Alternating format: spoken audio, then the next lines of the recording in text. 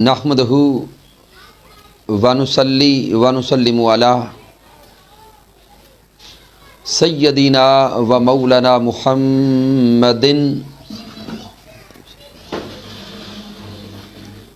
नबिय्यिल अमीनिल मकीनिल करीमिर रऊफिर रहीम। अम्मा बअद फ़अऊज़ु बिल्लाहि मिनश शैतानिर रजीम। बिस्मिल्लाहिर्रहमानिर्रहीम। क़ालल्लाहु तबारक व तआला फ़िल क़ुरआनिल मजीद अल यौमा अकमलतु लकुम दीनकुम व अतममतु अलैकुम निअमती व रदीतु लकुमुल इस्लाम दीना। सदक़ल्लाहु मौलाना अज़ीम। अल्लाह रब्बुल इज़्ज़त की तौफ़ीक से और ताजदार कायनात सल्लल्लाहु अलैहि वसल्लम के नालेन पाक के तसद्दुक़ से आज हम हुज़ूर शाइखुल इस्लाम डॉक्टर मोहम्मद ताहिरुल क़ादरी मद्दसिल्लाहु आली की सालगिरह के हवाला से खुसूसी रिकॉर्डिंग का आगाज़ करने जा रहे हैं। मुअज़्ज़ज़ नाज़रीन व सामईन, हुज़ूर शाइखुल इस्लाम डॉक्टर मोहम्मद ताहिरुल क़ादरी मद्दसिल्लाहु आली को अल्लाह रब्बुल इज़्ज़त ने इस सदी का मुजद्दिद बना के भेजा है। लेकिन ज़हन में सवाल पैदा होगा कि मुजद्दिद कहते किसे हैं और मुजद्दिद की ज़रूरत व अहमियत क्या है। तो हमारी आज की गुफ्तगू का मौजू होगा मुजद्दिद की ज़रूरत व अहमियत। सामीन मोहतरम, अल्लाह रब्बुल इज़्ज़त ने हिदायत इंसानी के लिए हज़रत आदम अलैहिस्सलाम से लेकर ताजदार कायनात सल्लल्लाहु अलैहि वसल्लम तक अंबियाए किराम को मबऊस फरमाया। अगर हम इंसानियत की इब्तदा को देखें तो अल्लाह रब्बुल इज़्ज़त ने जब फरिश्तों से इरशाद फरमाया व इज़ क़ाला रब्बुका लिल मलाइकति इन्नी जाइलुन फिल अर्दि खलीफा, कि मैं ज़मीन पर अपना एक नायब बनाने जा रहा हूँ जिसको इंसान कहते हैं। तो जब अल्लाह रब्बुल इज़्ज़त ने इंसान को इस कायनात अर्ज़ी में भेजना चाहा तो साथ ही इंसानियत की हिदायत का भी सामान फरमाया।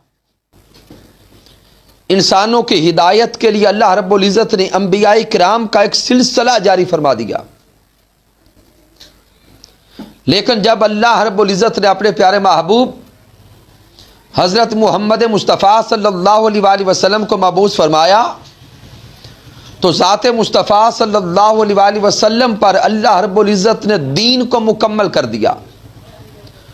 सूरतुल माइदा में रब्ब कायनात ने इरशाद फरमाया अल यौमा अकमलतु लकुम दीनकुम व अतममतु अलैकुम निअमती व रदीतु लकुमुल इस्लाम दीना। अल्लाह रब्बुल इज़्ज़त ने फरमाया कि सोहने महबूब, आज हमने आप पर दीन मुकम्मल कर दिया। व अतममतु अलैकुम निअमती, और अपनी नेमत हमने आप पर मुतम्मम फरमा दी। व रदीतु लकुमुल इस्लाम दीना, और मैं दीन इस्लाम आपको अता फरमा के आप पर राज़ी हो गया। मैं दीन इस्लाम पर राज़ी हो गया। तो सामीन मोहतरम, इस आया करीमा में अल्लाह रब्बुल इज़्ज़त ने महबूब अलैहिस्सलाम से इरशाद फरमा दिया कि ऐ सोहने मुस्तफ़ा सल्लल्लाहु अलैहि वसल्लम, वो नबूवत का सिलसिला जिसका आगाज़ हज़रत आदम अलैहिस्सलाम से हुआ था, उस सिलसिला नबूवत का आप इख्तिताम होता है। अब क़यामत तक कोई और नबी नहीं आएगा। नबूवत का दरवाज़ा बंद कर दिया गया। अब दीन भी मोहम्मद मुस्तफ़ा सल्लल्लाहु अलैहि वसल्लम का रहेगा, शरीयत भी मोहम्मद मुस्तफ़ा सल्लल्लाहु अलैहि वसल्लम की रहेगी, और उम्मत भी सोहने मोहम्मद मुस्तफ़ा सल्लल्लाहु अलैहि वसल्लम की रहेगी। लेकिन सामीन मोहतरम, यहाँ पर जहन में एक सवाल पैदा होगा کہ تاجدار کائنات صلی اللہ علیہ وسلم تک تو انسانیت کی ہدایت کے لیے انبیاء مبعوث ہوتے رہے، تو جب نبوت کا دروازہ بند ہو گیا تو کیا ہدایت کا دروازہ بھی بند ہو گیا؟ ذہن سوال کرے گا، کیا اب محبوب علیہ السلام کے بعد قیامت تک انسانیت کی ہدایت کا سامان ختم ہو گیا ہے؟ کیا انسانیت کی ہدایت کے لیے کوئی بھی ذریعہ نہیں رہے گا؟ تو سامعین، اس کا جواب تاجدار کائنات صلی اللہ علیہ وسلم نے ارشاد فرمایا۔ سنن ابی داؤد کی حدیث مبارکہ ہے، جس کو امام طبرانی المعجم الاوسط میں بھی نقل کرتے ہیں۔ ان ابی ہریرہ رضی اللہ تعالی عنہ قال قال رسول اللہ صلی اللہ علیہ وسلم ان اللہ یبعث لہذہ الامہ علی رأس کل 100 سنۃ من یجدد لہا دینہا۔ پیارے آقا علیہ السلام نے ارشاد فرمایا کہ نبوت کا دروازہ تو بند ہو گیا، لیکن اس امت کی رہنمائی کے لیے، انسانیت کی ہدایت کے لیے رب کائنات نے سامان فرما دیا ہے، ان اللہ یبعث لہذہ الامہ علی رأس کل 100 سنۃ، کہ اللہ رب العزت ہر صدی کے کنارے پر ایک ایسی ہستی کو مبعوث کرے گا، من یجدد لہا دینہا، جو اس صدی کے تقاضوں کے مطابق دین اسلام کی تجدید کرے گی، تعلیمات اسلام کی تجدید کرے گی، اور اس دور میں رہنے والے لوگوں کو دین متی کی تعلیمات کے مطابق رہنے کا سلیقہ دے گی۔ تو سامعین، اس حدیث مبارکہ کے الفاظ پہ اگر توجہ کی جائے تو میرے آقا علیہ السلام نے فرمایا ان اللہ یبعث لہذہ الامہ، کہ اللہ رب العزت ہر صدی کے کنارے پر مجدد کو مبعوث کرے گا۔ ان اللہ یبعث، یعنی رب کائنات نے مبعوث فرمانا ہے، اور محبوب علیہ السلام کے بھی الفاظ بعثا، یعنی اللہ مبعوث کرے گا۔ تو یہ الفاظ بتا رہے ہیں کہ صدی کے کنارے پر وہ مجدد پیدا نہیں ہوگا بلکہ مبعوث ہوگا۔ مبعوث سے مراد یہاں اس کا ظہور ہوگا، اس کے علم کا اظہار ہوگا۔ تو گویا وہ مجدد پیدا تو پہلے ہو چکا ہوگا، لیکن جب صدی کا کنارہ آئے گا اس وقت اس کے علم کا اظہار کیا جائے گا، اس کے مرتبہ کا اظہار کیا جائے گا، اس کی خدمات دینیہ کا اظہار کیا جائے گا۔ تو گویا وہ مجدد پیدا تو اس صدی کے کنارہ سے پہلے ہو چکا ہوگا، صدی کے کسی بھی حصہ میں، لیکن جب صدی کا کنارہ آئے گا اس دور کے کئی فتنے اٹھیں گے، ان فتنوں کو کچلنے کے لیے اور اس دور کے تقاضوں کو پورا کرنے کے لیے اس مجدد کے علم کا اظہار کیا جائے گا۔ مثال کے طور پہ سامعین محترم، اگر ہم اس اپنی صدی کو دیکھیں تو یہ صدی سائنس کی صدی کہلاتی ہے۔ پوری دنیا کے اندر سائنسی علوم کا شور و غوغا ہے، لیکن سامعین اگر توجہ کریں کہ جب سائنس کی صدی کا آغاز ہو رہا تھا، جب سائنسی علوم آہستہ آہستہ معاشرے میں آگے بڑھتے چلے جا رہے تھے، تو ابتدا کو دیکھیں تو ہمارے لوگ مسلمان پریشان تھے کہ کیا ان سائنسی علوم کو سیکھنا چاہیے یا نہیں سیکھنا چاہیے، کیا ان کمپیوٹر سائنسز کا سیکھنا شرعاً جائز ہے یا ناجائز ہے۔ تو سامعین محترم، اس وقت صرف عام مسلمان ہی پریشان نہیں تھے، بلکہ بڑے بڑے علماء بھی اضطراب کا شکار تھے، کیونکہ سائنسی اعتبار سے وہ آغاز کا دور تھا، کمپیوٹر سائنسز تھی، پھر انگلش لینگویجز تھی، پھر اس کے علاوہ کئی نئی نئی سائنسی ایجادات ہر روز سامنے آتی جا رہی تھی۔ تو بڑے بڑے علماء پریشان تھے، بے چین تھے کہ کیا ان سائنسی علوم کا سیکھنا شرعن جائز ہے یا ناجائز ہے؟ کیا نئی ایجادات کو استعمال کرنا جائز ہے یا ناجائز ہے؟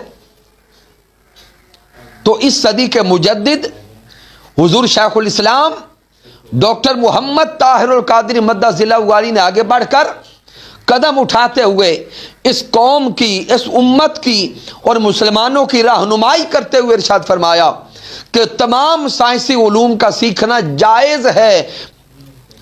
مثال کے طور پہ سامعین، آج سے 30-40 سال پہلے اگر دیکھیں تو تصویر کا بنایا جانا اس پہ حرام کے فتوے ہم نے سنے۔ کثیر لوگ کہا کرتے تھے کہ تصویر کا بنانا ناجائز ہے، حرام ہے، عمل کفر ہے، جبکہ اس صدی کے مجدد حضور شیخ الاسلام ڈاکٹر محمد طاہر القادری مدث ذلہ کے آپ خطابات کو سنیں۔ آج سے 35-40 سال پہلے ہی آپ نے اپنے خطابات کی ریکارڈنگز کا آغاز کر دیا تھا، تصاویر بننے لگ گئی تھی، اور انہی تصاویر کے پیش نظر حضور شیخ الاسلام پہ بڑے بڑے فتوے بھی لگائے گئے۔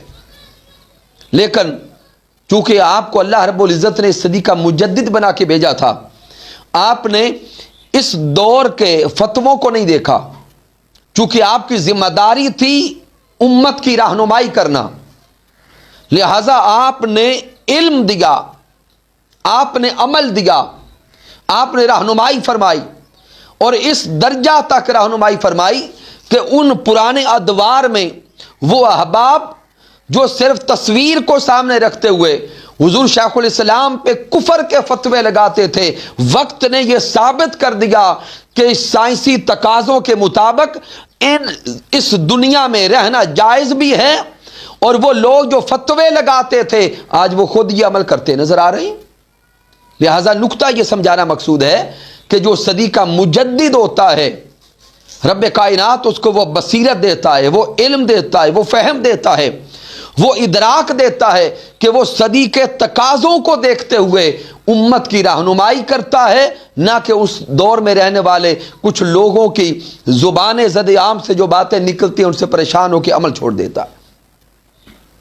کیونکہ اللہ رب العزت کے محبوب نے ارشاد فرمایا ان اللہ یبعث لہذہ الامہ علی رأس کل مئات سنۃ من یجدد لہا دینہا، اس مجدد کی ذمہ داری ہوتی ہے کہ اس صدی کے تقاضوں کو پورا کرتے ہوئے وہ انسانیت کی رہنمائی کرے اور دین متی کے مطابق لوگوں کو جینے کا سلیقہ دے۔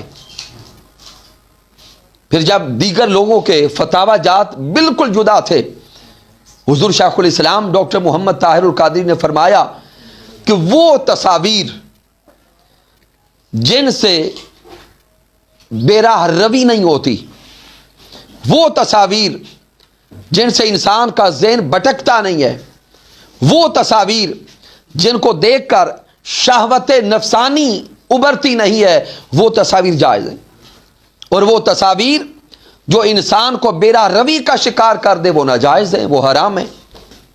تو آج الحمدللہ پوری قوم اور قوم کے رہنما اسی فتویٰ پر قائم ہے۔ پھر سامعین محترم، اسی دور میں ہم نے دیکھا کہ سائنس کے حوالہ سے بھی ایک اضطراب پیدا ہوا کہ کیا سائنسی علوم کو سیکھنا جائز ہے یا ناجائز ہے؟ کیا کمپیوٹر سائنسز کو سیکھنا جائز ہے یا ناجائز ہے؟ کیا میڈیکل سائنسز کی نئی ایجادات کی طرف جانا جائز ہے یا ناجائز ہے؟ پھر موبائل سامنے آ گیا، پھر موبائل کے بعد مختلف ایپس سامنے آتی چلی گئی، تو لوگ سوال کرنے لگے کہ کیا ان چیزوں کا استعمال جائز ہے یا ناجائز ہے؟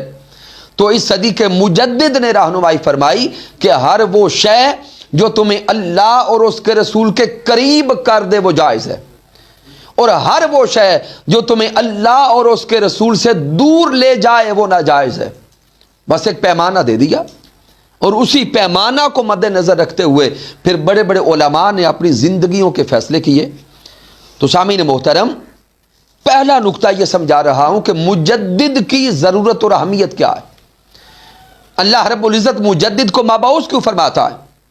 پھر سامعین اسی نقطہ کے تناظر میں آگے دیکھیں کہ ماہرین تاریخ انسانیت یہ لکھتے ہیں کہ ہر 100 سال کے بعد انسانوں کے رہنے کا انداز بدل جاتا ہے، انسانوں کی سوچ بدل جاتی ہے، فکر کے زاویے بدل جاتے ہیں، اس نئے دور کے تقاضے بدل جاتے ہیں۔